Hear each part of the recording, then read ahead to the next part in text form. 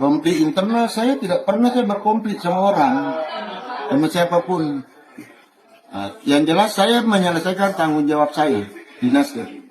Itu. Kamu pasti pernah lihat tagline PSI waktu pemilu kan? Iya. PSI menang, BPJS kan? Itu kata-kata paling pertama yang membuat saya bagaimana berkoalisi. Artinya pelayanan kalau PSI menang di saat saya baca itu bahwa ada pelayanan dasar di masyarakat itu bisa dinikmati, dirasakan oleh masyarakat. Artinya keberpihakan terhadap kepentingan masyarakat ada. Saya tidak punya alasan. Saya karena tanggung jawab saya di Nasdem sudah selesai. Bagaimana memenangkan di Sulawesi Selatan.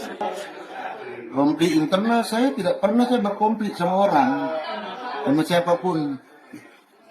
Yang jelas saya menyelesaikan tanggung jawab saya di Nasdem. Itu. Terus gerbong, saya ini tidak punya gerbong. Saya cuma punya istri dan anak. Berarti akan mengajak juga istri. Berarti akan mengajak istri. Tanya dia langsung. Loyalis. Ya. Tapi saya harus ikut anak saya. Kamu juga pasti. Kalau arahnya anakmu, tujuannya baik, pasti kamu. Siapa orang yang tidak berkorban demi untuk anaknya, ya kan? Iya.